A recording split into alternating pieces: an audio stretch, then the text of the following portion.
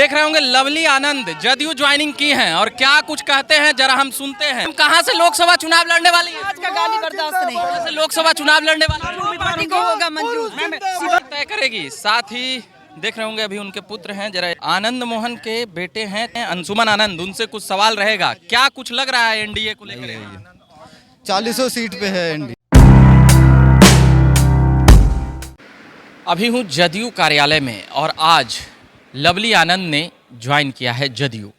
यह कहते हुए नजर आई कि हम अपने पुराने घर में वापस हो गए। साथ ही जदयू के पूर्व राष्ट्रीय अध्यक्ष ललन सिंह भी यह कहते हुए नजर आए कि जब से समता पार्टी बना है तब से वह इधर ही थी। खबर यह भी है, साथ ही कई बातें यहाँ पर हुई। ज्वाइन कराया गया, जदयू का सदस्यता भी ग्रहण कराया गया, पट्टी भी पहनाया गया जदयू का, और उनके बेटे भी ज्वाइन किए हैं। उसके साथ ही खबर यह भी है कि लोकसभा चुनाव में लवली आनंद को खड़ा किया जा सकता है जदयू के उम्मीदवार के तौर पर। वैसे जब से विधानसभा में जो विश्वास मत हासिल करने की जब बात हुई थी, तभी से ये बातें साफ होने लगी थी और चर्चाओं में भी खूब आने लगी थी कि आनंद मोहन जो बाहुबली नेता के तौर पर जाने जाते हैं, आनंद मोहन की नज़दीकी एनडीए से हो गई है या कुछ डील हुई है। वह डील अभी 1.5 महीने बाद लगभग पता चली। वह यही थी कि अभी लवली आनंद जदयू ज्वाइन किए हैं।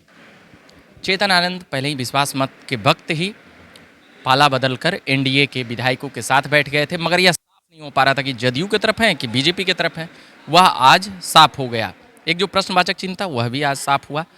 और भी जो सियासी समीकरणों की जो बात हो रही है, जातीय गोलबंदी की भी बात हो रही है, मगर आनंद मोहन जो जेल से रिहा हुए थे उनके लिए कानून में फेरबदल किया गया था। तो उसके साथ ही यह भी कहा गया था, और नीतीश कुमार तो बीच मैदान में ही यहीं पर जदयू कार्यालय के बगल के फील्ड में यह ऐलान किए थे कि आनंद मोहन के लिए भी हम विचार किए हैं। तो कहीं ना कहीं एक सामंजस्य दिख रहा है दोनों पार्टियों में, नीतीश कुमार और उन नेताओं में। और यह जब कहते हुए नजर आई लवली आनंद कि हम अपने, ऐसा लगता है कि पुनः बाद में घर वापसी किए हैं, मगर देर हो गई, वो भी बातें कर रहे थे। साथ ही बैठे हुए थे बिहार सरकार के मंत्री लेसी सिंह, विजेंद्र यादव, अशोक चौधरी, विजय चौधरी, ऐसे नेता बैठे हुए थे और साथ ही सैकड़ों समर्थकों के साथ ज्वाइन की हैं।